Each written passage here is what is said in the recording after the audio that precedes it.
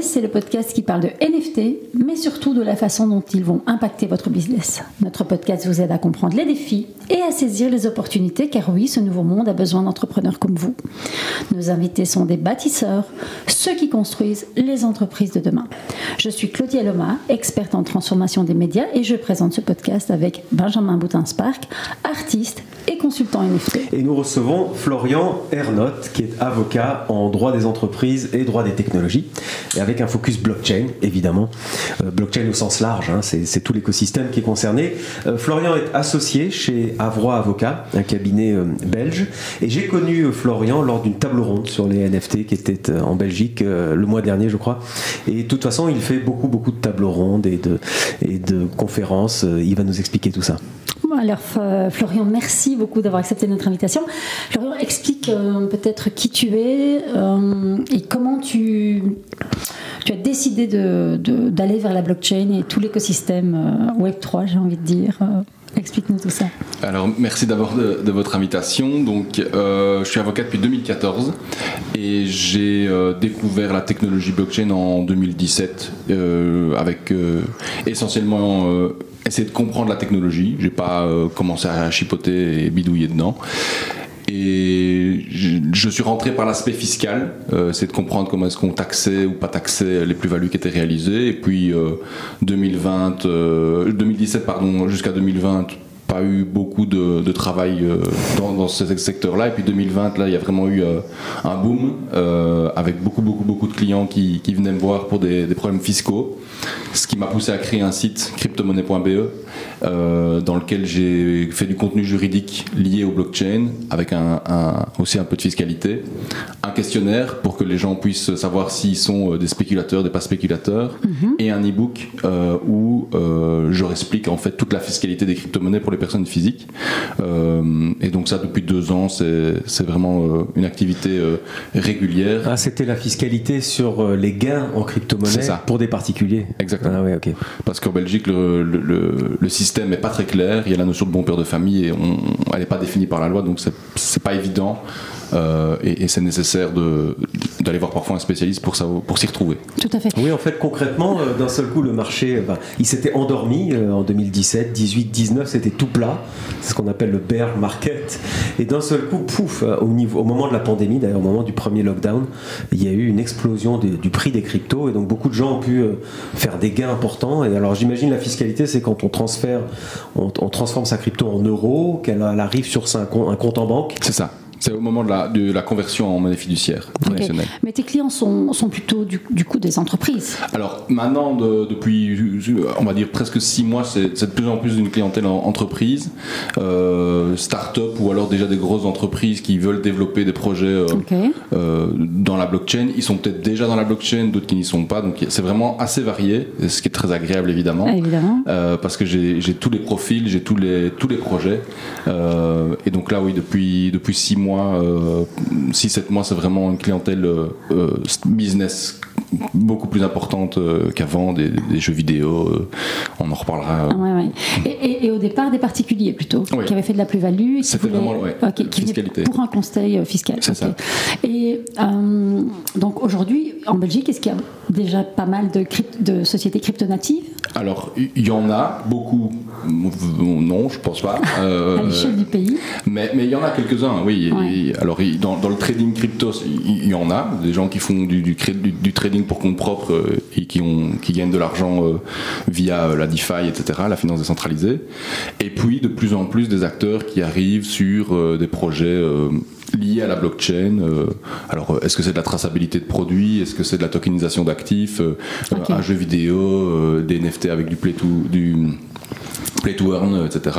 Donc, Ok, mais la porte d'entrée, c'est le conseil fiscal.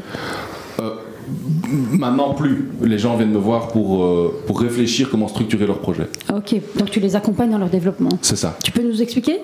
Oui, concrètement, les gens ont une idée. Ils veulent soit structurer juridiquement leur projet. Est-ce qu'on fait une société ? Comment est-ce qu'on fait une société ? On fait des contrats, on fait pas de contrats. Comment est-ce qu'on arrange un peu tout ça et comment est-ce qu'on optimise aussi le mode de fonctionnement du projet ? Ça, c'est une partie. La deuxième partie, c'est aussi une partie compliance. Donc, c'est OK, il y a de la législation et des régulations qui se mettent en place. Comment est-ce qu'on fait pour que notre business puisse se mettre en règle avec ces nouvelles législations ? Il y a un nouveau régime en Belgique qui s'appelle le régime du VASP, Virtual Asset Service Provider, qui impose à 2 types de prestataires de demander une autorisation au gendarme financier belge, qui est la FSMA, pour pouvoir continuer à fournir des services. Et donc, ça, c'est une partie de clientèle. Et généralement, ce sont des business qui existent déjà, qui vont se mettre à jour. C'est l'équivalent du PSAN, PSAN en France.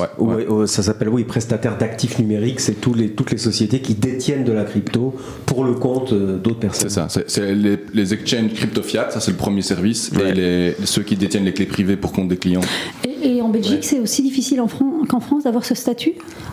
La loi rentre en vigueur le 1er mai, donc l'avenir nous dira si c'est facile de l'avoir ou pas. Okay.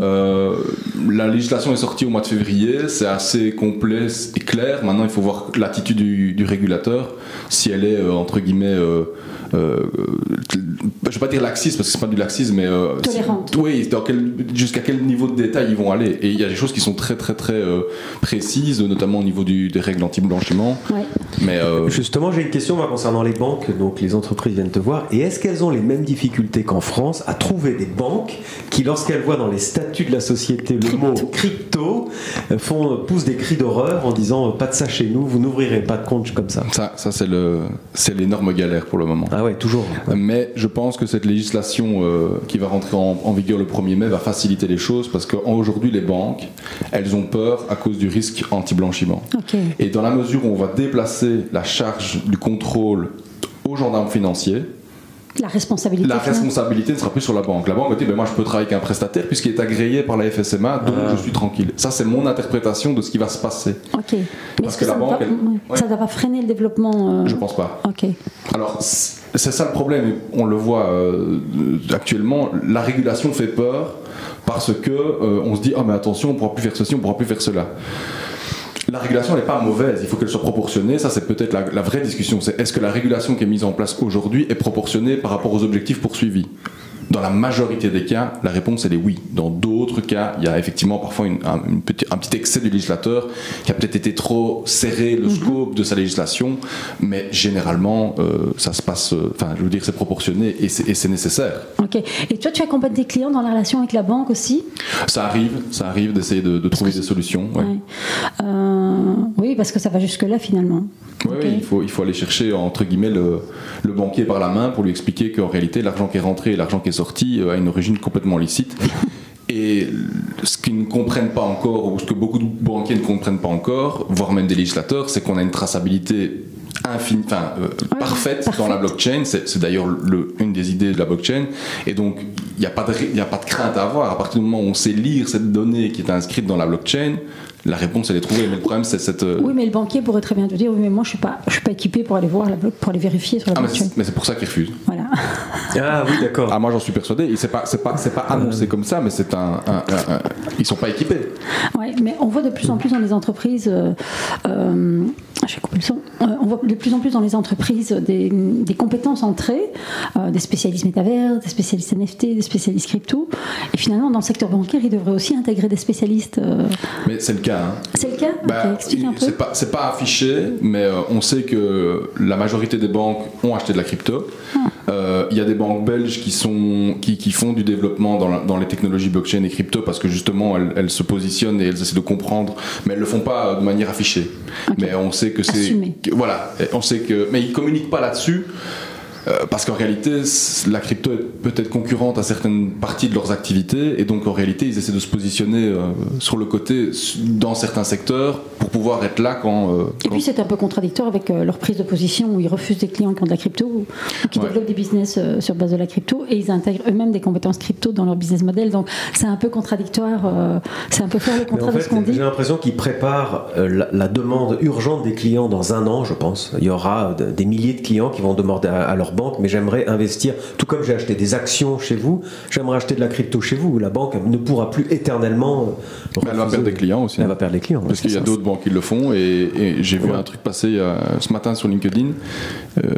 En 5 ans, il y avait un produit ETF crypto et je crois qu'aujourd'hui, il y en a plus de 200 en 5 ans. Donc, oui, c'est un produit financier qu'on appelle des ETF, qui sont panier, comme un panier de monnaie. Quoi. Enfin bon, bref. Alors donc ça, il y a 2 points. Donc tu disais, oui, les entreprises viennent te voir, donc tu structures la société, tu trouves une banque, et puis ça continue. J'imagine qu'il y a du conseil en stratégie aussi. Mais tu nous as parlé d'une checklist, en fait.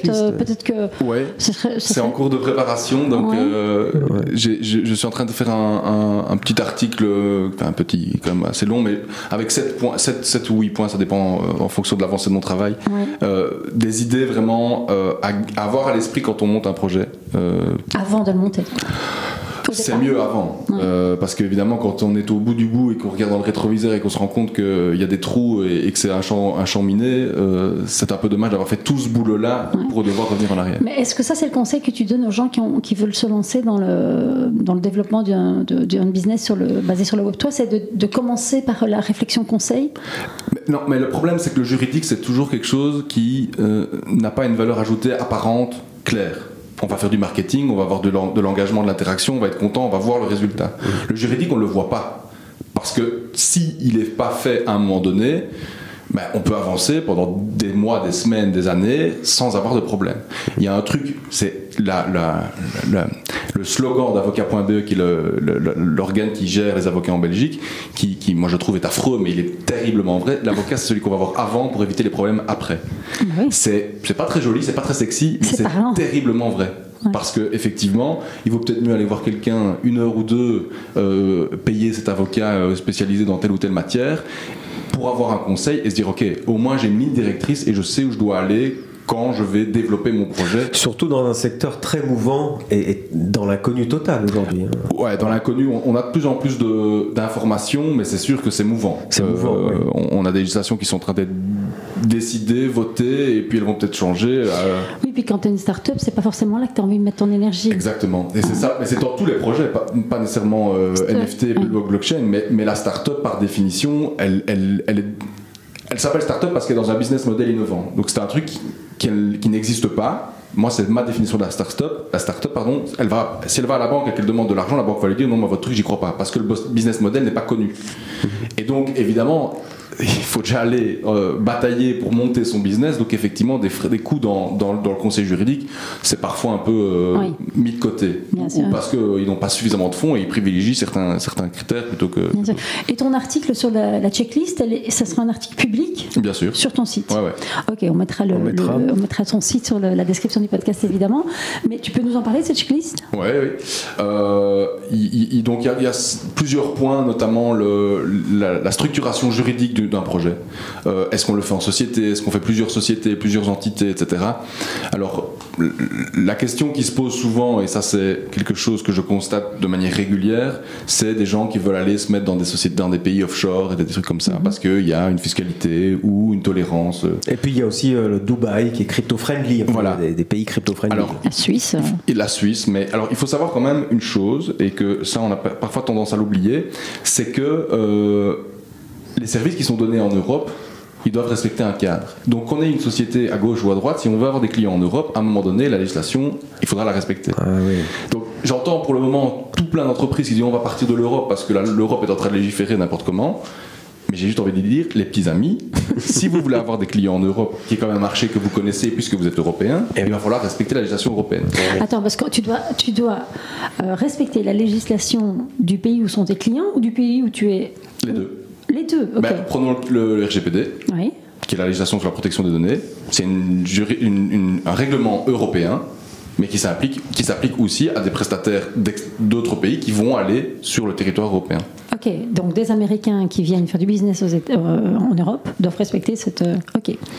Ah oui, c'est intéressant que tu dis ça, effectivement. Oui, tu peux leur dire, vous avez beau mettre votre siège social en Suisse ou à Dubaï, de toute façon, vos clients, ils seront en Europe. Et vous devrez vous conformer à la régulation. Amazon respecte la loi belge quand elle vend ses produits sur le territoire belge. Hein. C'est bien de le spécifier, en fait, parce que c'est vrai qu'aujourd'hui, sur LinkedIn, on voit toutes ces sociétés qui disent, bon, puisque c'est comme ça, je m'en vais. Et il y a un deuxième point qui est quand même hyper important aussi, c'est cette volonté permanente d'aller à l'étranger pour gagner de l'impôt, ou éviter de payer de l'impôt. Ou éviter la régulation. Et éviter la régulation, effectivement. Mais il faut aussi se rendre compte de quelque chose, c'est qu'aujourd'hui, c'est bien beau d'avoir de l'argent à Dubaï ou en Thaïlande. Si vous voulez le rapatrier en Europe, c'est mort. Ça n'ira jamais. Parce que la Banque européenne va vous demander, mais est-ce que vous savez m'expliquer d'où vient cet argent ? Ah, mais ça vient de la crypto. Ah oui, mais attendez, ok, merci, mais vous restez là-bas avec votre argent. Okay. Donc il faut faire très attention aussi de se dire, je pars parce que j'ai envie de ceci, j'ai envie de cela, et se retrouver entre guillemets coincé là-bas. Alors oui, on peut manger des noix de coco et aller sur la plage, c'est très chouette, mais à un moment donné, ça lasse, quoi. Oui, tout à fait, mais c'est intéressant. Ok, dans la checklist après, est-ce qu'il y a, moi ma question c'est en termes de conseils, jusqu'où peut aller un avocat comme toi, un avocat conseil, comme on dit, carrément dans la structuration presque d'un plan marketing, parce qu'à force de dire, quoi. Voilà, la stratégie, parce qu'à force de dire attention, il y a de la réglementation qui existe, plus il va y en avoir qui va a priori arriver par la droite, par la gauche, etc. Donc je vous conseille de faire en marketing plutôt ça, quoi. Enfin, ouais, mais c'est ça aussi qui est intéressant quand on va voir un conseil, c'est d'avoir entre guillemets les règles du jeu. Parce que pour moi, je vois le droit comme des règles du jeu. Si on ne connaît pas les règles du jeu, on ne sait pas jouer. On joue à Monopoly, on se met autour de la table, si on n'a pas les mêmes règles qu'on respecte, on ne sait pas jouer à Monopoly. Si on connaît les règles du jeu, on sait jouer à Monopoly. C'est la même chose pour n'importe quoi. Si on n'a pas de règles du jeu, on ne sait pas jouer. Et donc, dans ma pratique, c'est sûr que parce que je connais les règles du jeu ou que j'essaye de les interpréter d'une telle manière, on sait orienter certaines choses dans un business. Cas traditionnel, c'est les ICO. On veut toujours émettre des jetons pour financer des business. Ok, très bien. Rappelons que ICO, ça veut dire Initial Coin Offering, et c'est comme une entrée en bourse, sauf qu'on rentre pas en bourse, c'est une levée de fonds, voilà, où on distribue des tokens au lieu de distribuer des actions. Exactement. Ou on achète des tokens plutôt. On achète, oui. Ok. Et la problématique, c'est qu'il y a une législation financière qui existe, et si on estime que les jetons qu'on va vendre rentrent dans une certaine catégorie d'actifs qui sont dans cette législation financière, on a toute une série de règles à respecter qui sont parfois très contraignantes parce qu'il faut rédiger toute une série de documentation, parce qu'on fait appel public à l'épargne privée des particuliers. Et donc, quand on sait ça, alors du coup, il faut réfléchir comment ne pas rentrer dans cette case-là. Et donc, est-ce que le jeton que je vais proposer à la vente est un actif financier qui rentre dans la directive MIFID, qu'elle s'appelle comme ça notamment, ou on fait autrement, et alors là on rentre dans du conseil stratégique de la tokenomie, donc l'économie des tokens, savoir ce que le token va proposer, est-ce que c'est un jeton utilitaire, qu'est-ce qu'il va proposer comme service, etc. etc. Et là effectivement, mes années de recherche, de lecture et de réflexion m'aident parce que j'ai une compréhension élargie de tout ça, et même parfois des clients qui viennent me voir, ils n'avaient même pas pensé à ça, quoi. Ok. Donc le token n'est pas toujours reconnu comme peut en Belgique ne pas toujours être reconnu comme un actif. Ouais. Okay. Mais c'est européen tout ça, donc on a la chance d'avoir une législation qui s'applique de la même manière. Il y a un mot que j'aime beaucoup qui s'appelle tokenomics, qui est un mot, enfin les Anglais utilisent ça beaucoup, mais tu as raison, c'est l'économie des tokens, c'est-à-dire la façon dont un token va servir votre entreprise, votre business. C'est le business model du token. C'est le business model. Et comme le token, c'est aussi la blockchain, enfin c'est tout l'écosystème, c'est aussi le NFT, c'est aussi plein de choses. C'est un conseil, mais primordial en fait. Peut-être que vous pourriez expliquer pour quelqu'un, pour un chef d'entreprise qui voudrait en tout cas lancer un projet et qui ne sait pas qu'il peut faire appel à l'ICO. Et donc peut-être que vous pouvez expliquer. Typiquement une ICO, oui, tu as eu l'expérience là en Belgique, j'imagine depuis 3 ans, il y en a eu pas mal. Tu as un exemple concret sans citer de nom? Oui, il y a une application qui s'est lancée pour du babysitting. Okay. Ah ouais. Et en réalité, ils ont fait une levée de fonds par cette émission de jetons, mais ce jeton, en réalité, c'est un jeton qui va être utilisé dans l'écosystème de cette application. Donc les parents vont acheter des jetons pour pouvoir payer une babysitter, et donc en réalité, ils créent une espèce de monnaie parallèle à leur système. Alors c'est très technique, enfin c'est très technique non, mais je veux dire, en résumé, on peut dire ça comme ça. Et donc c'est des jetons, voilà, ils sont financés en vendant des jetons à qui? À leurs futurs utilisateurs ou à des gens qui ont flairé. En fait, c'est un peu comme s'ils préachetaient leur service. Voilà. Exactement, okay. C'est très bien dit. Mais en fait, c'est un peu comme sur KissKissBank. Tu peux m'engager. Non, je rigole. Sur KissKissBank, donc en fait, tu achètes. Il y a certains cas où en fait, tu finances le projet. Donc tu amènes de l'argent, de la liquidité, mais ça t'assure qu'après, tu payeras pas le service en fait. C'est une espèce de crowdfunding. Ça peut prendre cette forme-là. Ah, okay. Effectivement. Et dans cette application, donc ils ont fait. C'est indiscret de savoir quelle levée de fonds ils ont fait, combien? C'est pas communiqué. Okay, en revanche, j'ai une question. Le token de ce babysitting là. Si je veux spéculer avec, c'est-à-dire je le garde pendant 2 ans et je n'utilise pas le service. Tu dois le vendre à des gens qui ont des enfants. Voilà. Est-ce qu'il y a dans les tokenomics, est-ce qu'il y a une perspective d'intérêt, d'augmentation de la valeur de ce token où il est purement utilitaire? Il est purement utilitaire parce que c'est un bon d'achat. Okay. Et par définition, un bon d'achat, il ne change pas de valeur. Quand vous allez dans un magasin et que vous faites un bon d'achat, un bon cadeau à quelqu'un, le bon cadeau, il a une valeur faciale de 100 €, il ne va pas changer de valeur. Okay. Mais parfois, il peut avoir un aspect de spéculation. C'est-à-dire, on peut se dire qu'en fait, il a une valeur X aujourd'hui. Je n'ai pas un service gratuit, mais par contre, j'investis parce que je crois à la valeur de cette entreprise, et cette entreprise va prendre de la valeur, donc mon token va prendre de la valeur. Ah, c'est pas un bon d'achat alors? C'est pas un bon d'achat, mais c'est un token. Oui, mais si tu qualifies vraiment ton token comme étant un bon d'achat, il n'y aura pas de spéculation, parce qu'il faut être bête d'aller acheter un jeton qui te donne droit à 100 €. Si tu l'achètes 150, tu as perdu 50 €. C'est la façon dont tu qualifies ton jeton au départ. Les fonctions du jeton. Les fonctions du jeton. Oui, mais toi tu parles de ça parce qu'en fait, le fait qu'il soit qualifié de bon d'achat impacte la façon dont il va être... spéculé, comment est-ce qu'il va être mis sur le marché secondaire? Ah oui, donc ça n'est pas comment il va être considéré par les deux, ce sont les deux. La loi fiscale, enfin la loi financière. La loi financière, ok. Donc autre cas, ça c'est un premier cas intéressant parce que ça permet de lever de l'argent du crowdfunding. On peut peut-être développer, moi j'ai une question. Oui. Donc ça veut dire que le token qui n'est pas considéré comme un bon d'achat, il est considéré... Comme un actif financier, on va dire que c'est la règle. C'est un peu ça qui se passe. C'est des textes qui font 300 pages et il y a 5 directives à respecter, donc on n'aura pas le temps de... Et le bon d'achat n'est pas considéré comme ça? Et le bon d'achat rentre comme étant un jeton utilitaire parce qu'il a une contre-valeur et donc on peut éviter de la qualification d'actif financier. Ok, donc moi si je suis la start-up, je dois plutôt angler mon projet comme token bon d'achat. Ouais. Ou alors assumer que c'est un token qui sera comme un actif financier, avec un rendement, avec ceci, avec cela. Il faut l'assumer.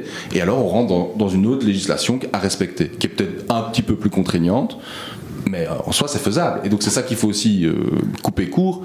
Tout est faisable en blockchain aujourd'hui. NFT, crypto, blockchain, tout est faisable. C'est juste qu'il y a des lois des directions qu'il faut prendre au niveau juridique qui sont parfois peut-être un petit peu plus contraignantes. Okay. Ce serait le cas, donc typiquement le deuxième grand cas, ce serait une levée de fonds, un tour de table, en disant à des financiers, vous venez pour gagner de l'argent, vous achetez mon jeton pas cher au début, et on espère que dans 5 ans, il sera beaucoup plus cher. Donc... Parce que ce jeton représente une partie de la société. Comme une action. Voilà, et ça ressemble à une action. C'est pas une action cotée sur un marché boursier, mais là, on rentre dans la législation financière. Et on n'a pas des parts de la société quand on a des tokens. On a. Ça dépend. On peut faire les deux. On peut faire les deux, d'accord. Il y a des projets où on va tokeniser des actions de société pour justement faciliter la liquidité du marché secondaire.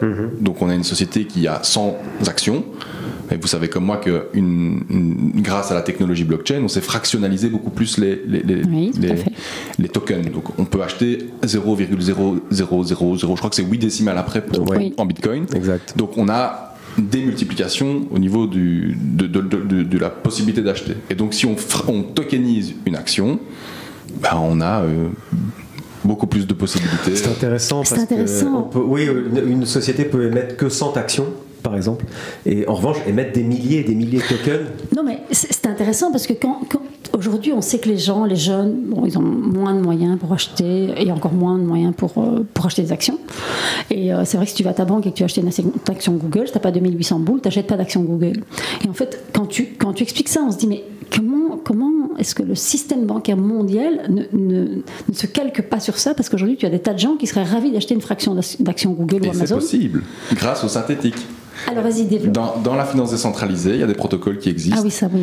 Et ils vont, entre guillemets, mimer le cours d'une action réelle et ils vont le mettre dans la blockchain. Et donc, grâce à la technologie, on peut acheter 1% d'actions Google ou 10% de cette action. Et donc, on peut avoir du Google en dépensant 1 euro, 10, 100 000 ou peu importe. Et donc ça, ce sont les Synthetix, on les appelle comme ça. Il y a plusieurs protocoles, dont le protocole Synthetix qui existe, qui permet de mimer des actions boursières réelles dans la blockchain et les gens s'échangent. Oui, il y a des Synthetix aussi pour le cours de l'or, pour le cours du pétrole, etc. On fait tout ce qu'on veut. Et ça, c'est dans la finance décentralisée dont tu parles et dont on entend de plus en plus parler parce que c'est un système financier parallèle à la finance traditionnelle, mais adossé à des blockchains, à des jetons, des tokens, etc. Et c'est absolument fascinant.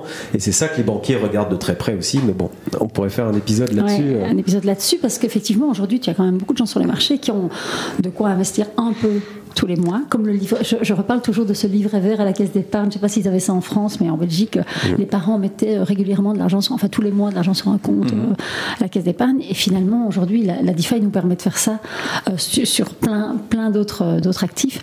Et c'est ce qu'on dit aussi sur le Bitcoin, où des amis disent j'aimerais acheter du Bitcoin, mais il faut que j'en achète au moins un. Et non. Donc il me faut 45 000 $. Je dis ben non, tu peux en acheter 0,000, donc tu peux acheter pour 1 centime presque de Bitcoin. Mais donc c'est intéressant ce que tu dis, parce qu'en fait, quand on vient te voir au tout début d'un projet, tu as cette réflexion stratégique du positionnement et de comment on va développer le produit. Donc ça impacte comme des ricochets, comme un domino qui tombe sur la communication, le développement, sur tout le reste en fait. Ah, mais c'est vraiment d'essayer de donner des lignes de conduite. Parce que vous voulez jouer dans ce jeu-là, donc vous allez respecter ces règles-là. Ah, mais donc du coup c'est facile, il suffit que je respecte les règles. Et donc je suis la liste des règles à respecter, et il n'y a pas de problème. Okay. Alors bon, il n'y a pas de problème, on s'entend. Il y a des choses qui sont parfois difficiles, il faut travailler, il faut... Voilà, mais c'est rendu plus facile parce qu'on a une ligne de conduite dictée par la loi. Okay. Alors, on parlait de tokenisation, justement, d'un actif d'une société, enfin des parts d'une société, on tokenise les actions. Et alors, on parlait juste avant le début du podcast d'une autre tokenisation qui nous intéresse beaucoup avec Claudia, parce qu'on lit pas mal de choses, ça bouge beaucoup, c'est dans l'immobilier. Ouais. Alors, tu as une expérience avec ça, donc sans nous citer évidemment le nom du client, mais on aimerait beaucoup que tu nous partages cette expérience de tokenisation d'un appartement, quoi, ouais, d'une maison. Et ta vision de l'évolution du business de l'immobilier, pas que le projet. Quoi. Ok, alors il faut partir d'une base, c'est qu'en Belgique, et je pense que le système est également la même en France, c'est qu'on a un cadastre qui permet de dire que tel bâtiment a été détenu par telle personne et il y a un historique des propriétaires. Aujourd'hui, pour être propriétaire, il faut avoir, entre guillemets, la qualité de propriétaire dans ce cadastre. Donc, si on veut tokeniser un immeuble, la compréhension qu'on a de la tokenisation, c'est-à-dire on va créer un jeton, X jetons pour être lié à un immeuble, ça voudrait dire que tous ces gens-là doivent être repris dans le cadastre, dans le papier. Donc en Belgique aujourd'hui, et je pense que de manière générale en Europe, ce n'est pas possible de tokeniser un immeuble en tant que tel, mais par contre on pourrait très bien tokeniser une société qui détient un immeuble. Et donc on contourne le problème en disant voilà, on crée un véhicule, un SPV pour les puristes, un Special Purpose Vehicle, donc c'est une structure juridique créée pour un objectif déterminé. C'est du droit belge, ça, le SPV, ou c'est une appellation. Ouais, non, en droit belge ça n'existe pas, mais c'est la dénomination d'une opération. Ah oui, d'accord. C'est pas une structure juridique qui existe, mais c'est un terme générique. D'accord. Et donc on crée une société qui va avoir un immeuble. Et derrière, on peut vendre des bouts de cette société, comment peut-être dans la blockchain, à toute une série de personnes. Et donc, ça c'est un moyen d'y arriver, avec toutes les difficultés dont on vient de discuter par rapport aux actifs financiers. Est-ce que le jeton que je vais acheter est une représentation des actions de la société ? Si oui, est-ce que je dois respecter la législation financière ? Sinon, qu'est-ce que mon jeton va me donner comme pouvoir ? Est-ce qu'on rentre dans un système de jetons qui va donner un droit au propriétaire, à l'acheteur pour aller utiliser le bien, pour percevoir des loyers, etc., etc. Et donc de nouveau on retombe dans une tokenomie, réfléchir à ce que le jeton va faire, et en fonction de ce que le jeton fait, on tombe dans une ou l'autre des législations. Dans ce cas-là, il ne peut jamais représenter le bon d'achat. Non, là on aura... Okay. Enfin, il y a moyen de réfléchir. Ça peut très bien. Tu peux très bien. Créatif. Oui, tu peux être créatif. Oui, mais alors attends, question. Donc ça, il faut des conditions générales de vente, parce que quand j'achète moi un token, je dois savoir si j'ai le droit d'habiter l'appartement parce que j'ai un token ou pas. Donc ça, c'est écrit dans des CGV, conditions générales de vente, qui sont inclus dans le token, donc dans le NFT. Alors parce qu'il est non fongible ou fongible, enfin ça, bon, passons à la technique. Mais en tout cas, on peut inscrire dans le token, on peut mettre dans ses métadatas des conditions de vente. Tout à fait. Ouais. C'est ça. Et dans le contrat de vente qui se noue entre l'acheteur et le vendeur, ou l'émetteur et l'acheteur, on peut en plus mettre une surcouche de dire, ben voilà, il y a toutes des conditions qui ne sont pas inscrites nécessairement dans le token. Okay. On peut rajouter quelque chose en plus. Oui, mais c'est avertir le consommateur, parce que si moi j'ai envie d'acheter ce token et que j'ai pas envie de lire les 400 pages des... Ouais, mais on fera pas 400 pages. Hein. parce qu'on aurait été chez un bon avocat qui va faire du langage clair, quelque chose de propre et net. Et d'ailleurs, la législation MiCA le prévoit. Ça répond à cette problématique. Il faut, en fonction de chaque type de token émis, respecter toute une série de règles, avoir un white paper, et la notion de langage clair, précis et compréhensible est chaque fois rappelée dans MiCA. Donc c'est pas non plus pour aller enfumer le consommateur avec les conditions générales de chez Apple. C'est intéressant que tu parles du white paper. Tout le monde pense à celui de Satoshi Nakamoto, qui est le premier grand white paper de la première blockchain qui est Bitcoin. Et aujourd'hui, tous les projets ont des white papers. Tous. Effectivement, j'en lis beaucoup, on en lit avec Claudia. On voit que c'est plutôt écrit de manière très limpide, avec un français très clair. Alors, ou un anglais très clair. En général, c'est le porteur de projet, ou là aussi tu l'accompagnes dans la rédaction? Ça peut être les deux. Moi, je peux accompagner la rédaction d'un white paper. Maintenant, c'est le porteur de projet qui va dire exactement ce qu'il veut. Alors, oui, mais lui peut-être qu'il a une idée très précise de ce qu'il veut. Et on peut l'aider à traduire ça dans un white paper, évidemment. Mais j'ai une question sur le consommateur. Est-ce que le consommateur a l'obligation de connaître ce white paper? Le consommateur, il n'a aucune obligation. Il n'a que des droits. Il n'a que des droits. Okay. C'est pour ça qu'on le protège. Alors, c'est bien, c'est pas bien. Malheureusement, c'est pas ça la question, mais le consommateur, il n'a que des droits. Oui, mais comment il sait alors, quand j'achète ce token immobilier, moi en tant que consommateur, comment puis-je savoir, alors il faut que je lise le site web pour savoir à quoi j'ai droit. Et donc il faut un marketing, une publicité et une communication orientée à l'égard du consommateur. Ok, et là le régulateur va dire votre communication auprès du consommateur n'est pas assez claire. Par exemple. Mais c'est aussi pour ça qu'on voit des réseaux comme Discord par exemple, qui sont vraiment des canaux de communication propres au Web3, où la communication se fait en continu, jour, nuit, samedi, dimanche, lundi, mardi. Et pourquoi ? Parce qu'en fait, c'est le canal où le porteur de projet, ou en tout cas son représentant sur ce canal-là, doit pouvoir à tout moment répondre et fournir de l'information sur son projet. Et c'est l'effet communautaire aussi. Et entretenir la communauté, qui passe par évidemment une présence, la rassurer, répondre aux questions, et quelque part vendre son produit en continu. Mais oui, bien sûr, c'est comme quand tu achètes n'importe quoi, c'est à toi. C'est vrai que tu as raison de parler de Discord, parce que c'est un réseau social, alors qu'a priori, avant d'être dans la crypto, je connaissais même pas. C'est à la base, c'est un réseau qui est créé pour les gamers, les gens qui jouent aux jeux vidéo. Ah ouais. Et c'est limite orienté gaming, parce qu'il y a des jeux qui sont créés sur Discord pour pouvoir jouer entre personnes sur Discord. Et d'ailleurs, il y a des choses qui se passent sur Discord qui sont assez incroyables. Benjamin va un peu expliquer l'expérience qu'il a eue l'autre jour avec le fils de Gauthier. Oui. Parce que, et là, quand on commence à voir à l'impact que ça va avoir sur le droit à l'écoute, le droit à l'utilisation de la musique, par exemple, on se dit les avocats vont avoir beaucoup de boulot. Non, c'est que les jeunes de 17 ans aujourd'hui font de la musique sur Discord. Donc ils se rencontrent, il y a le musicien, il y a le chanteur, etc. Ils se connectent sur Discord, ils ne se connaissent même pas en fait. Et ils se retrouvent sur Discord et ils s'échangent les pistes audio directement dans le Discord. Donc, et ils jouent dans le Discord. Et ils jouent aussi, enfin oui, et puis il y a du live vidéo aussi dans Discord, c'est un outil extrêmement puissant et on en parle maintenant de plus en plus parce que nous on suit les projets NFT, les gens viennent nous voir, etc. Et ils nous disent tous, on va monter un Discord, mais il nous faut du conseil pour ça. Il y a maintenant des gens qui se spécialisent en management d'un Discord, qui peut devenir extrêmement complexe parce qu'il y a des channels de communication dans tous les sens dans ce avec outil. Des bots, avec toute une série de techniques derrière qui est génial. Ouais. Discord, c'est vrai que c'est un outil qui est... Tu maîtrises? J'essaye, mais il y a que 24 heures dans une journée, donc... Ouais. C'est long, c'est très puissant. Tu as raison, c'est un outil très puissant. Ouais, non, c'est vraiment chouette parce qu'il y a des utilisations qui sont hyper fines et on a vraiment un réglage et une granularité qui est très très très bonne. Ouais. Et dans ce type de projet, notamment blockchain crypto, bah oui, vous allez sur le Discord d'un protocole, le nombre de channels qu'il y a, donc le nombre de chaînes, et c'est super séquencé parce qu'après, du coup, si on cherche de l'information, on sait où la chose à trouver, c'est vraiment chouette. Ouais. Et on revient sur le futur de l'immobilier et de leur futur business model, comment ils vont devoir s'adapter, puisqu'en fait là, c'est le consommateur qui fait bouger les lignes en fait. Mais moi, mon sentiment pour le futur, c'est qu'effectivement, la tokenisation d'actifs, et particulièrement celle de l'immobilier, et j'enfonce des portes ouvertes, ça réduit la barrière à l'entrée. Puisque, comme on l'a dit, on peut investir à partir de 10 €. Donc, effectivement, à terme, moi, je suis promoteur immobilier, et à Bruxelles, combien est-ce qu'il y en a ? Ouais.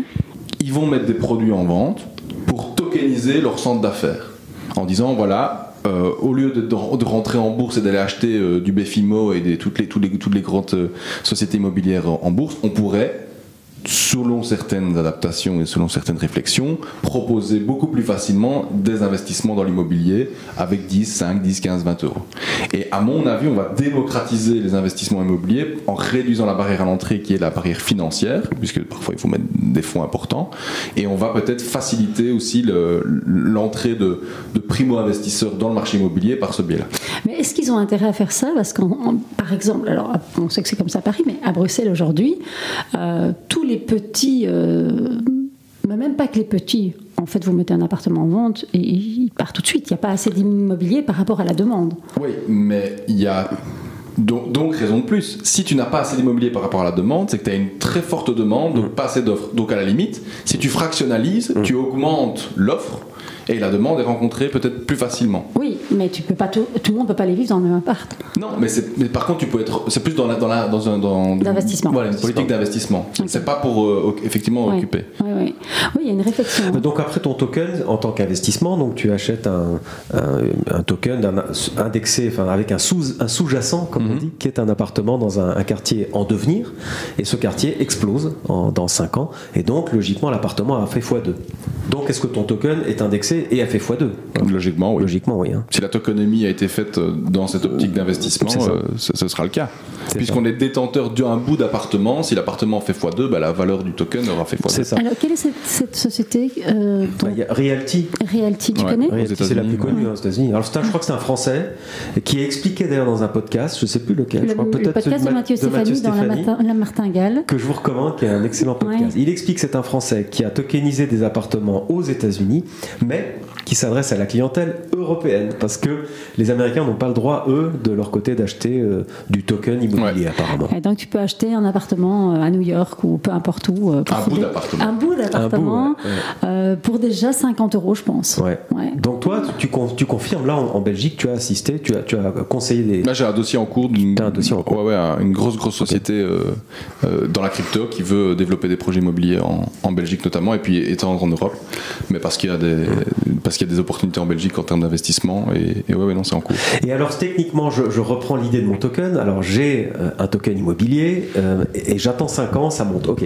Mais comme il est sur, alors question, est-ce qu'il est sur Ethereum? Ce qui voudrait dire que je pourrais revendre ce jeton immobilier à une autre personne. Sur la blockchain Ethereum, donc sur OpenSea, pourquoi pas, carrément. Pourquoi pas, ouais. C'est ça l'idée. Hein. Ce qui va se passer, c'est qu'il va y avoir des marketplaces d'immobilier. Mais ça, c'était la question. C'est ça. C'était la question. C'était une question hier qu'on a posée donc, à Frédéric. j'ai un trou de mémoire. Ah oui, Frédéric, oui. De Ariani. De chez Ariani, j'ai un trou de mémoire. Eux, ils ont créé un wallet. Et ma question, c'était est-ce que tu penses qu'il y aura des wallets par secteur d'activité dans lequel tu mettras tes propriétés immobilières, tes papiers officiels comme ta carte d'identité, ta carte SIM, peu importe, ton passeport, et d'autres où tu mettras ta notice de machine à lessiver. J'ai un avis partagé. J'ai l'avis de mes clients et de la technologie qui fait qu'effectivement je constate qu'il y a une démultiplication des portefeuilles, donc des wallets, pour des usages. Le problème, c'est qu'on va tomber à un moment donné dans un truc où on va avoir 40 wallets. Et donc là, on perd en efficience, en efficacité. Et donc là, tu augmentes le risque de la perte de ta clé, de ton accès. Ouais, mais à mon avis, il y aura encore des choses qui vont venir englober toutes ces... Un peu comme un gestionnaire de password sur ses sites internet. Ok, parce que lui disait plutôt un wallet avec des dossiers dedans plutôt que plusieurs wallets. Ouais, mais donc là, ça veut dire... C'est un peu ce que je dis, ça veut dire quelque chose qui vient englober tous les wallets qui pourraient exister. Et il y a les problèmes d'interopérabilité en blockchain. Oui. Il y a de plus en plus de bridges, donc des ponts qui se font entre les blockchains. Ça va se fluidifier. Ouais, mais après il y a le côté un peu c'est mon projet, donc je reste, et ils veulent rester dans un écosystème. Bah bien sûr, tout le monde veut gagner sur les autres. Voilà. D'ailleurs, toutes les nouvelles blockchains s'appellent toutes des Ethereum killers. Ouais. Il y a une raison, c'est qu'ils sont en guerre. C'est la guerre des blockchains. Ouais. Courage. Courageux pour tuer Ethereum. Et tu parlais des marketplaces, donc là aussi, toi tu crois que vraiment il y aura des marketplaces par secteur d'activité? Alors, il y aura des marketplaces par secteur d'activité. Est-ce qu'il y en aura plein? Je ne sais pas. Quand on voit eBay, Amazon, et après, il n'y en a pas 36 000. Mais oui, il va avoir on va fluidifier le marché secondaire et on va avoir un truc. Alors, est-ce que dans 5, est-ce que ce sera dans 10 ans? L'avenir nous le dira, mais c'est certain. Mais en fait, c'est un peu. Donc, on va se retrouver un peu comme dans le Web 2 où tu vas avoir des marketplaces, tu vas avoir des grands. Des grands noms. Des grands noms. Et puis à côté des spécialistes métiers avec des plateformes de marketplace qui vendent ce qu'ils savent faire, donc leur spécialité. Et mettre en relation les acheteurs et les vendeurs. Oui. Je suis peut-être moi vendeur de quelque chose, toi tu es acheteur de cette chose-là, et grâce à cette marketplace, Sur les marques, tu as vu hier, le Time Magazine a sorti la liste des 100 entreprises les plus influentes au monde, et on retrouve OpenSea et The Sandbox, qui sont les deux plus grandes marques, deux parmi les plus grandes marques dans les NFT, mais qui sont apparues il y a 12 mois, 10 mois peut-être. C'est spectaculaire. Ouais, mais donc c'est intéressant parce que la technologie est très différente, la législation est très différente, mais à un moment donné, quand on arrive au process de vente, la vente, c'est pas la révolutionner. À un moment donné, c'est quand même, il faut passer à la caisse, quoi. Oui, mais il y a aussi la réflexion de la plateforme. Je la vends où, comment? Tu vois, aujourd'hui, tu as des marques qui réfléchissent, qui se disent tiens, est-ce que j'ai intérêt à faire un site web ou est-ce que j'ai intérêt à vendre mon produit sur Amazon directement? Parce que si je fais un site web, comment je vais driver le trafic sur mon site? Et donc, il y a cette réflexion de se dire mais pourquoi est-ce que je ne profiterai pas des grandes marketplaces déjà existantes, d'où grosse centralisation? Mais là, c'est la même chose. Quelque part, on retombe dans cette même dynamique qui est comment je vais chercher mon consommateur. Ouais, mais je rebondis sur ce que Owen vous a dit il y a pas longtemps dans un podcast que j'ai écouté. T'as gagné un point d'écouter, c'est bien. Non, mais ce gars est une boule d'énergie, donc c'est en plus agréable à écouter. Mais il a parlé de l'effet communauté, de la nécessité d'une communauté, et il a pris l'exemple de Uber, qui est je trouve que c'est tellement parlant. Il dit Uber, et je le paraphrase, il dit Uber ne peut pas se lancer s'il y a juste 2 taxis et un voyageur. Il fallait un effet de masse. Et donc la réflexion par rapport aux sociétés, des marques, etc., moi je pense qu'elles ne doivent pas réfléchir d'abord à est-ce que je vais lancer un site web. C'est je dois façonner ma communauté pour qu'elle soit, entre guillemets, attentive, qu'elle attende le produit, qu'elle attende le service. Mais qu'elle comprenne le Web3, qu'elle comprenne la crypto, pour qu'à un moment donné, paf, quand il y aura quelque chose, ma communauté sera là. Oui. Parce que s'ils construisent, entre guillemets, le magasin de vente, mais que personne ne sait aller dans ce magasin-là, ils n'auront pas de clients. Ah oui, c'est ce qui explique, tu as raison, que toutes les marques, que les grandes marques, Carrefour, etc., achètent des lands dans le métavers, et tout le monde se dit... Sans forcément y avoir d'activité, donc ils se positionnent. Oui, ils se positionnent, ils n'ont même pas de projet, je pense qu'eux-mêmes ne savent pas ce qu'ils vont faire là-dedans. Non, mais je pense ça c'est stratégiquement, et c'est par rapport à ma réflexion plutôt personnelle d'intéresser à la technologie, il faut créer cette communauté et que ces gens soient capables d'un jour passer le cap. Oui, et puis quand on réfléchit, la communauté, tu la crées autour de quoi? D'un projet, mais autour d'un leader. Un leader, c'est quelqu'un d'inspirant, qui ouvre la voie, qui prend des positions. Et quand tu vois une marque comme Carrefour, ils ont acheté un line, ils ont beaucoup communiqué, ils ne communiquent pas sur ce qu'ils vont faire. À mon avis, ils savent ce qu'ils vont faire, mais ils ne communiquent pas. Mais en attendant, ils se positionnent. Et donc, ils ont ils affichent. Ils affichent, et donc, ils sont perçus comme le leader dans leur secteur, dans le Web3. Et en fait, ce qui compte, et finalement, personne ne se dit, mais qu'est-ce qu'ils vont y faire? Enfin, le consommateur, en tout cas, c'est tellement loin de sa réalité aujourd'hui qu'en fait, il est juste positionné en leader et on n'a même pas encore développé l'usage. Et en fait, je pense que ça, c'est le point de départ pour développer une communauté, c'est se positionner. Et c'est déjà prendre sa marque et prendre sa place dans cet univers. Dans le même genre, il y avait Visa, tu as vu, il y a 6 mois, Visa a acheté un CryptoPunk ou un Bored Ape, je crois. Non, CryptoPunk, je crois. Un CryptoPunk, ouais. Tout simplement pour dire, voyez, on est comme vous. En fait, on est les mêmes. On a compris que l'importance d'un CryptoPunk, l'importance d'un collectif, d'un NFT, c'est juste. C'est nécessaire parce que moi, c'est vraiment un truc que je fais personnellement, c'est que je mets les mains dans le cambouis. Parce que quand quelqu'un vient me voir et qui me raconte des bazars, enfin, je vais le dire très franchement, il y a des clients qui viennent me voir qui disent j'ai été chez 3 fiscalistes et je leur ai dit que j'allais chez Binance et ils ne savaient pas ce que c'était Binance. Alors, c'est le B.A.B.A. Pour ceux qui s'y connaissent un tout petit peu en crypto, c'est le B.A.B.A. Mais imaginez après que vous avez des gars qui viennent vous parler de layers, de roll-up, de machin, de trucs, les bazars techniques, il faut mettre ses mains dedans. Et en plus de mettre ses mains dedans, et je pense que c'est pour ça que Carrefour le fait, ils mettent leurs mains pour aller voir. De un, tu comprends le truc. Parce que tant que tu n'as pas mis les mains dedans, tu ne peux pas comprendre le truc. On peut t'expliquer, etc., etc. Donc moi, c'est vraiment le conseil que je donne aux gens qui veulent s'y mettre, c'est commence, va dedans, regarde, crée un portefeuille. Moi, j'ai monté un rig, j'ai fait plein de trucs. J'essaie d'aller le plus loin que je peux. Alors, je sais pas coder, ça malheureusement, je pense que je n'y arriverai jamais, mais vraiment en s'immergeant là-dedans et en faisant, on comprend. Et comme tu disais, Benjamin, on a aussi après une communication à l'égard de ses clients en disant je parle la même je parle le même langage que toi. Je parle le même langage. On se comprend. Attends, je connais tes enjeux mieux que toi à la limite. Quasi. Tu connais des fiscalistes qui donnent des conseils en crypto qui ne savent pas qui est Binance, qui est le plus gros exchange crypto. Alors je les connais pas personnellement, mais j'ai des clients qui viennent chez moi parce qu'ils ont été voir des fiscalistes qui ne savaient pas ce que c'était Binance. Donc ils ont coupé la réunion. C'est stupéfiant. Mais c'est pour ça aussi que moi la fiscalité des cryptoactifs pour le moment c'était un point d'entrée, mais c'est pas là, l'enjeu il est pas là. Non, mais bien sûr que quand on entend il est plus large. Mais par contre on a fait une grosse boucle et ta checklist elle est où? Ça en fait partie, disons qu'on a exploré. On a parlé de. Tu nous mets dans le bateau là, on revient à la checklist s'il te plaît. On revient à la checklist. Voilà. Alors qu'est-ce que j'avais d'autre comme point? Il y avait au niveau des aspects de la communication, ça je pense que c'est super important. C'est un peu la rédaction d'une politique interne, d'avoir des lignes directrices au sein de son projet pour dire ce qu'on peut dire, ce qu'on peut pas dire.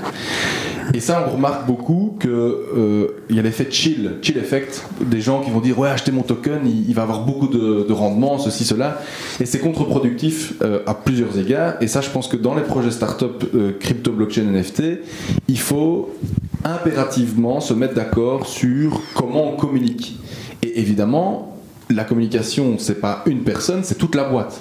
Si demain, il y a le développeur qui va à un dîner, qui va parler de son projet parce qu'il y a sa tante et son cousin qui sont là, il faut qu'ils soient sur la même ligne de conduite que toute la boîte. C'est de la stratégie de communication et c'est de la stratégie de contenu. Je dis quoi, comment, dans quel mot, sur quel canal. C'est très important. Ça me parle parce que moi je viens du contenu évidemment. Et en fait, on fait déjà ça dans la com habituellement. On définit des lexiques. J'utilise quel terme pour dire telle chose. Je le dis comment, le tone of voice, comme nous, on t'a dit, on a des copains en bistrot et on boit une bière et on discute. Donc ça, c'est vraiment important. Et aujourd'hui, c'est vrai qu'on se rend compte qu'il y a beaucoup de conversations sur les réseaux de la part des marques, très friendly, très copains, mais ça dépend qui est ta cible et ça dépend ce que tu as à vendre. Exactement. Et c'est ça que c'est assez important parce qu'après, ça peut avoir un impact bon ou négatif sur le projet. C'est admettons, à un moment donné, il y en a un qui dérape, qui dit un truc qu'il fallait pas du tout dire. Ça attire l'attention du régulateur financier qui va toquer à la porte, qui dit attendez, c'est quoi votre bazar ici C'est exactement ce que Owen nous disait. Oui, Owen nous disait ça sur les NFT aussi, sur les collectibles, les fameux. Alors que tout le monde connaît les CryptoPunks, mais il y a maintenant des milliers de projets collectibles dans tous les sens. La plupart sont vraiment pas sérieux et c'est vraiment pas intéressant. C'est-à-dire qu'ils sont pas sérieux parce qu'il n'y a pas de sens, il n'y a pas d'utilité derrière. Oui, c'est fait. On sent que c'est fait à la va-vite, on sent que c'est opportuniste et c'est pour se remplir les poches. C'est la bulle. Voilà. Et le problème, c'est que le régulateur, lui, qui ne comprend pas, il voit ça uniquement, il voit pas les NFT artistiques, les NFT utilitaires, les NFT sociaux, etc. Et lui, il voit que des petits collectifs, des singes avec des... Et les effets d'annonce, on a acheté un singe à 10 millions d'euros. C'est ça. Et il dit, mais enfin, c'est n'importe quoi, on va réguler tout ça, on va mettre fin à tout ça et on va protéger les consommateurs. Alors que il faut, à l'intérieur de tout ça, il y a des choses à prendre et à laisser. Il y a aussi des choses à prendre. Oui, et puis même, si tu es une boîte et que tu vends des tokens qui vont être considérés comme des actifs financiers, tu dois y amener de la réassurance, de la crédibilité. Et donc ça se construit dans ton discours. Ouais. Et parfois, ça se construit dans le détail du discours. Donc tu peux avoir un tone of voice friendly, parce que tu as ciblé les jeunes. Mais il faut être précis et de qualité. Exactement, et voilà. Exactement. Et c'est vrai que souvent, moi je me dis, mais en fait, c'est pas sérieux. La façon dont ils présentent les choses, c'est pas sérieux. Donc c'est très chouette ce que tu dis ça. Donc, ouais, mais c'est super important en termes de responsabilité, parce que aujourd'hui, on est vraiment dans un moment, il y a un momentum, il y a de la législation qui est en train de se créer, donc on voit qu'il y a une prise de conscience du législateur et des autorités. Mais ça veut dire que dans 5 ans, il va avoir des contrôles. Donc les gens qui sont en train de dire n'importe quoi aujourd'hui sur les réseaux, ça va leur péter à la figure dans 5 ans, c'est certain. Ah oui. Parce qu'on va dire, attendez, vous êtes en train de faire du fric au mépris de toutes les règles de protection des consommateurs. Vous dites que c'est des rendements que ceci, vous dites que c'est des rendements cela, et ça ne va pas. Oui. Et donc c'est vraiment important au niveau de la politique interne de l'entreprise et du projet d'avoir une ligne ou des lignes de conduite sur la communication. Et ce qui est très chouette dans ce que tu dis, c'est ce que je dis aujourd'hui, ce que je vends aujourd'hui peut se retourner contre moi. Ah ouais. Et y compris dans quelques années, parce qu'il y a des traces, tout va laisser des traces. Oui, et donc en fait, ces startups qui montent des projets, elles définissent les business de demain, elles construisent les business de demain, mais elles influencent aussi l'action du régulateur et des autorités. Exactement. Aujourd'hui et les futurs. Évidemment. Ok. Et donc c'est presque une responsabilité sociale clairement. D'adapter son discours. Mais ça pour moi c'est quelque chose qu'il faut que chacun des acteurs prenne conscience, c'est que on n'est pas en train de jouer avec du virtuel, quoi. C'est dans une blockchain, etc. Mais moi j'ai des gens qui viennent me voir parce qu'ils se sont fait arnaquer, mais des sommes, c'est hallucinant, quoi. Et donc les acteurs sérieux doivent aussi peut-être réfléchir, Ledger le fait très bien, je trouve. Ils créent du contenu pour expliquer, et il y a vraiment quelque chose de réfléchi là-dedans, et ça je trouve que c'est vraiment chapeau, parce qu'en plus ils ont plein d'autres projets, donc c'est des gens qui c'est des visionnaires. Mais il y a une responsabilité sociétale, clairement. Clairement, il faut vraiment rappeler que c'est la réalité, quoi. Et nous, on parle souvent de la responsabilité de la culture sécurité. C'est que c'est la responsabilité des marques, enfin c'est la responsabilité de tout cet écosystème d'accompagner le consommateur dans sa culture sécurité. Parce qu'aujourd'hui, il y a des gens qui ont de la crypto et dès qu'ils reçoivent un lien sur WhatsApp, ils cliquent dessus. Ah oui. Ouais. Oui, sans savoir que le lien va leur installer un malware dans le système, et siphonner leur portefeuille. Exactement. Les banques, tu as raison Claudia, aujourd'hui les banques sur le phishing font des alertes régulières toutes les semaines en disant n'ouvrez pas tous les emails qui viennent soi-disant de notre banque, on vous enverra pas d'email, on ne vous demandera pas votre mot de passe, etc. Donc ça participe à la culture. Mais moi j'aimerais revenir sur ce que tu disais tout au début, tu parlais du play to earn. Alors tu parlais des jeux vidéo, le gaming, c'est important avec Claudia, on l'aborde à chaque fois parce que ça prend une place considérable dans l'écosystème crypto, clairement. Une personne sur 3 dans le monde en plus, joue. Je crois qu'il y a même la moitié de l'humanité qui joue aux jeux vidéo, autant d'hommes que de femmes d'ailleurs. Et alors sur le gaming, alors le play to earn, rappelons que c'est c'est jouer pour gagner. Plus on joue, plus on gagne de la crypto native, la crypto du jeu, et plus cette crypto, on peut ensuite la transformer en euros, évidemment. Mais l'idée, c'est pas ça, c'est que on est incité à jouer, on est récompensé, en fait. Mais c'est le principe de gamification. Alors voilà. Et c'est au niveau marketing, pour le moment, on le voit très bien. Ouais. On utilise ce créneau-là pour capter cette communauté. Et plein de trucs. J'ai pas un exemple là précis en tête, mais partout on voit des trucs. Les applications sont entre guillemets sympas. Oui. Tout nous pousse à. Le ludique rentre dans la vie. On essaie de rendre les choses un peu ludiques, d'autant plus que peut-être que les événements qu'on vit depuis 2 ans favorisent aussi cette espèce on a besoin d'un peu une bulle et de légèreté. Mais c'est comme ça qu'on arrive à capter et interagir et convertir ses clients. Oui, et en fait, nous, ce qu'on explique aux marques, c'est vous ne vous rendez pas compte, parce que le gaming, il a mille formes. En fait, le gaming, c'est quoi? C'est le ludique, le jeu qui entre dans ta vie. Alors, tu as le vrai jeu, où tu te dis, ok, je vais arrêter entre 2 calls et je fais un jeu.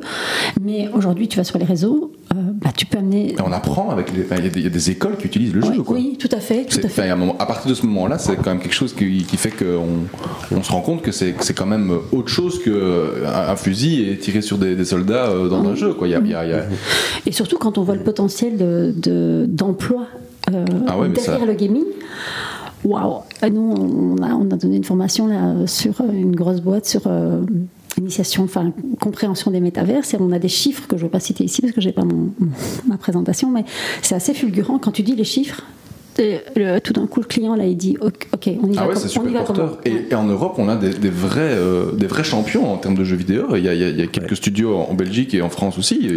Il y a du talent, quoi. Qu'est-ce que tu conseilles? Alors toi, Florian, quand les entreprises viennent te voir, est-ce que tu leur conseilles aussi de la gamification de leur process de marketing? Est-ce que tu pousses à ça? Est-ce que tu sens de la réticence des grandes marques ou des marques dites sérieuses entre guillemets qui disent non, le gaming c'est quand même trop ludique pour nous? Est-ce que tu as ce genre de... C'est pas sérieux. Non, mais j'ai pas encore ce degré d'implication dans les projets, parce qu'évidemment soit ils viennent déjà avec quelque chose et c'est déjà prévu, soit ils ont une équipe, parce que là je suis consulté par des boîtes internationales, elles ont une armée de conseillers et moi je suis le conseiller juridique. Ils ont des conseillers marketing et donc peut-être des gens comme vous, ils ont des consultants, etc.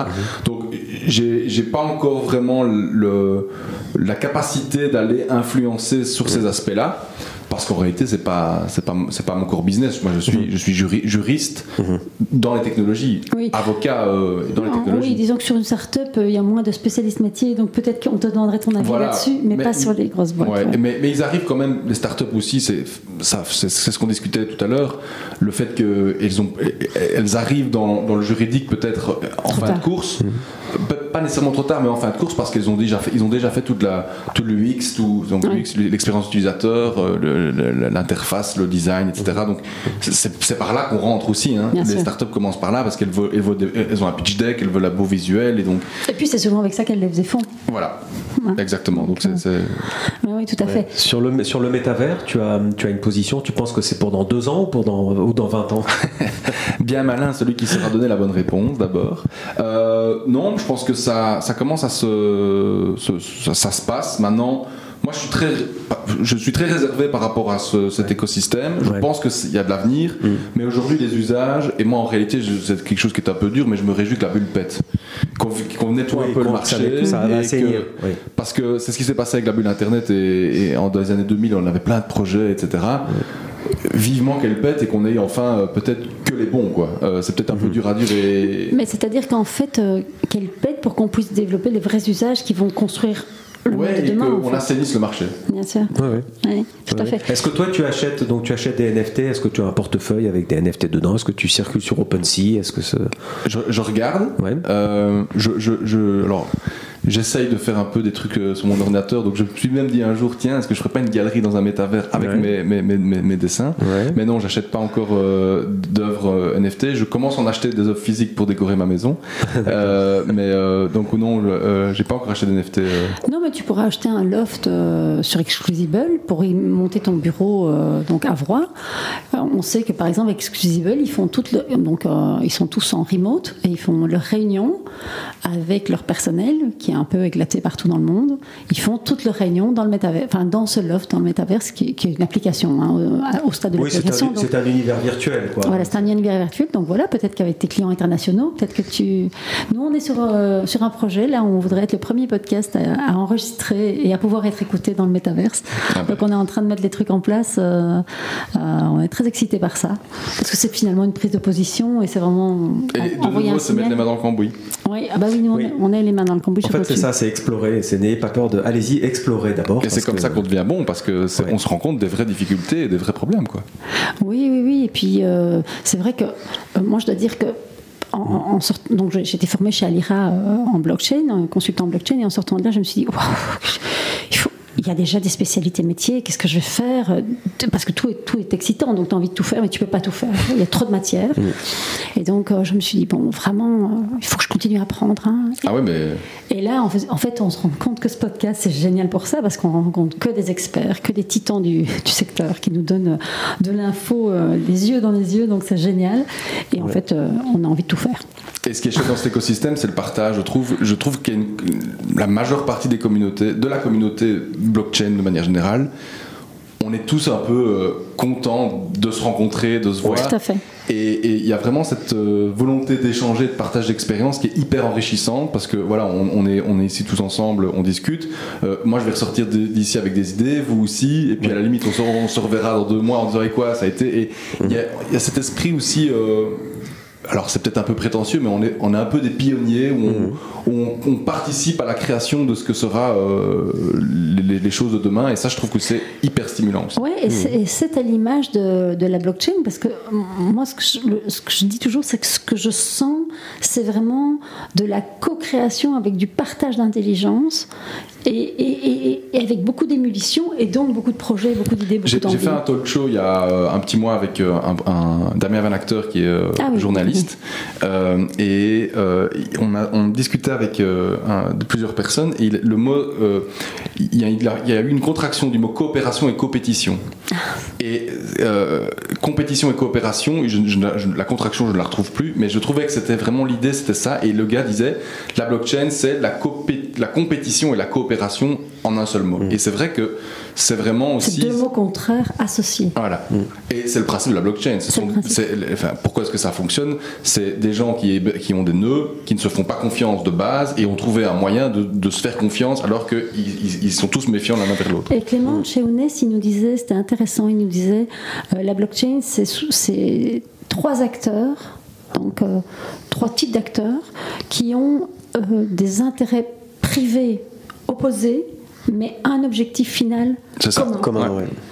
Ouais, quand il a dit ça, on s'est dit, faut que je note. Bah oui, et dans notre environnement actuel, avec tout ce qui se passe, etc., c'est quand même aussi un petit peu plus sympa, parce que bon, on est tous un peu parfois méfiants l'un dans l'autre, et ici on a trouvé un moyen, peu importe de la méfiance qu'on a l'un dans l'autre, d'œuvrer vers un objectif commun. Et c'est vrai que c'est quand même aussi philosophiquement assez sympa. Ouais. Florian, il est... Eh oui, ça y est, tu vois, c'est checklist. Dernier point. Dernier point, oui. Propriété intellectuelle. Hyper important. Allez, hyper important, pourquoi? Il y a, de manière générale, de l'open source, c'est-à-dire des codes informatiques qui peuvent être utilisés libres de droit. Ce caractère est modifiable et adapté à son projet. La seule chose, c'est que quand on crée quelque chose, et quand on a des clients face à nous qui vont créer un business, mais ils vont potentiellement créer quelque chose qui a de la valeur en termes de propriété intellectuelle. Et ce serait bien dommage que cette propriété intellectuelle qui fait la spécificité d'un projet soit copiée en termes de technologie par un autre. Et donc ça, il faut réfléchir à comment protéger. En fait, ce qui veut dire que tu voudrais pas protéger, donc laisser le code open source, mais l'usage qui est développé sur ce code serait protégé. Par exemple. Alors, il y a la contribution aussi des utilisateurs de la plateforme. Ils peuvent apporter des propositions, et donc là aussi, il faut réfléchir à qui va détenir les droits lié éventuellement à la propriété intellectuelle qui est apportée par cette communauté. Est-ce que c'est au protocole, est-ce que c'est à la communauté? Et donc notamment GitHub le prévoit. Donc GitHub, c'est un site pour les développeurs hyper connu, où il y a une espèce de moyen de contribuer à des projets avec du code, etc. Et donc dans les conditions générales, il est prévu qu'il y a une autosession une session de ceux qui contribuent au projet vers le projet, pour éviter justement que je viens de dire sur le forum il faudrait faire comme ça, et donc moi je vous propose ça, et après vous utilisez et moi je vous poursuis parce que en réalité vous avez utilisé ma propriété intellectuelle. Donc ça, c'est vraiment des enjeux hyper importants, parce qu'on ne se rend pas compte, parce qu'effectivement c'est une technologie qui est nouvelle avec de l'open source, mais il y a quand même du paramétrage et du détail qui est fait, et on oublie parfois peut-être de le protéger. Et qui est au cas par cas. Oui, ça c'est la propriété intellectuelle, c'est du cas par cas. C'est important de dire ça, parce que c'est vrai, l'open source, tout le monde sait que tout dans la blockchain est open source, et les gens qui ne connaissent pas bien s'imaginent que tout est libre, gratuit, libre d'accès, qu'on peut rien protéger, alors que si, on peut au sein de l'open source protéger certains... Et si on vient faire un focus peut-être plus précis sur les NFT, CryptoArt et autres, Ouais. genre, on en discutait avec Benjamin, on fait un podcast, on a discuté là-dessus, sur qu'est-ce qui est cédé en termes de propriété intellectuelle. Je te vends un NFT sur lequel il y a derrière un sous-jacent qui est une toile, une œuvre, peu importe, mais qu'est-ce que tu peux en faire? Est-ce que tu peux toi-même le recéder? Est-ce que tu peux le communiquer au public? Est-ce que je peux en faire des t-shirts? Voilà, toutes ces questions-là. Alors, on a eu les grandes discussions des CryptoPunks et des Bored Ape Club qui a eu lieu, où Larva Labs a vendu à Yuga la propriété, Yuga va la retrocéder aux CryptoPunks. Il y a vraiment des vrais enjeux, et là on a la démonstration que Larva Labs n'avait pas pensé à tout ça. Yuga rétrocède aux propriétaires de CryptoPunk le droit intégral sur l'image du CryptoPunk. C'est ça. Voilà. Ok, donc ça veut dire qu'aujourd'hui, quelque part, ce sont des bonnes leçons pour les porteurs de projets, de nouveaux projets, de réfléchir justement à l'utilisation et à la cessation des droits. Cession. Comment paramétrer tout ça? Est-ce que j'ai quelque chose de protégeable? Est-ce que je peux l'utiliser? Et après, si je le cède, qu'est-ce qu'il peut être fait avec? Ok. Et c'est primordial, parce que parfois c'est le cœur du business, quoi, la propriété intellectuelle. Bien sûr. En tout cas, Florian, merci beaucoup. On arrive à la fin de cet épisode, mais j'ai pas vu le temps passer. Moi, j'ai appris beaucoup de choses avec toi. J'ai encore une centaine de questions, mais ça vaudrait le coup qu'on se revoie, parce que peut-être plus tard, comme tu dis, quand les projets vont commencer vraiment à mûrir. Florian, merci beaucoup d'avoir été avec nous. Mais Florian, peut-être que tu as un dernier truc à ajouter pour nos auditeurs. On te coupe la parole là, on te coupe l'air sur le pied. Dernier truc, non, c'est comme je vous disais tout à l'heure, mettez les mains dans le cambouis. Je pense que c'est la seule manière de comprendre vraiment ce qui se passe, et rentrer dedans, parce que ça bouge à une vitesse. Et donc, si vous avez envie de découvrir, foncez, parce que c'est génial. Et nos auditeurs, qu'est-ce qu'ils doivent faire là maintenant? Question piège. Ce qu'ils doivent faire. Non, d'abord ils doivent chercher Florian Ernotte sur un moteur de recherche pour te trouver facilement, et sur LinkedIn aussi, on te trouve facilement. Et sur Twitter. Et vous mettre plein d'étoiles, parce que c'est la loi des algorithmes. Voilà.